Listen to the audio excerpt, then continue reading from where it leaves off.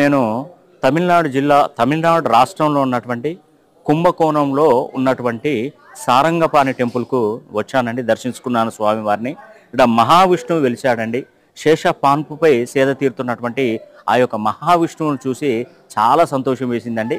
నిజంగా మీరు ఒక్కసారి ఈ స్థల పురాణం తెలుసుకొని ఇక్కడికి వచ్చి సందర్శించుకొని స్వామివారి అనుగ్రహాన్ని పొందండి. ముఖ్యంగా నేను చెప్పేది ఏంటంటే ఆగస్టు 9వ తారీఖున నేను శనిహోమం జరిపిస్తున్నాను. ప్రత్యేకించి మొత్తం కూడా నేను చెప్పేది ఏంటంటే స్వాతి నక్షత్రం తులారాశిలో జన్మించినటువంటి వారు ఖచ్చితంగా మీకు మంచి మేలు జరగబోతుంది. 2034 వరకు మీకు సుమారుగా 100 కోట్ల సంపాదన పరులు అవుతారు. ఆస్తిపాస్తులు బాగా సంపాదించుకుంటారు. నేను ఎప్పుడు అబద్ధం చెప్పను, నిజం ఇది అక్షరాల జరుగుగాక.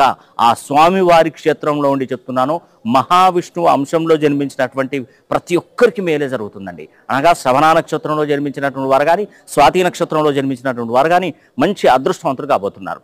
తులారాశిలో జన్మించినటువంటి వారు ఖచ్చితంగా ఆగస్టు 9వ తారీఖున శని హోమం జరిపించుకొని ఆ పరమశివుని అనుగ్రహానికి, శనీశ్వరుని అనుగ్రహానికి మీరు పాత్రలవ్వండి.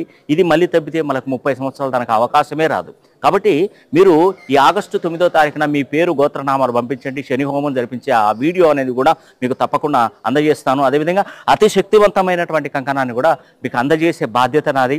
మీకు నా నుండి మీకు మంచి జరుగుతుంది.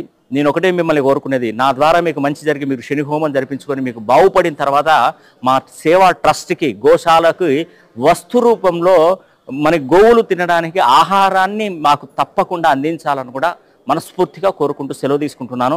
సర్వే జనా సుఖినో భవంతు.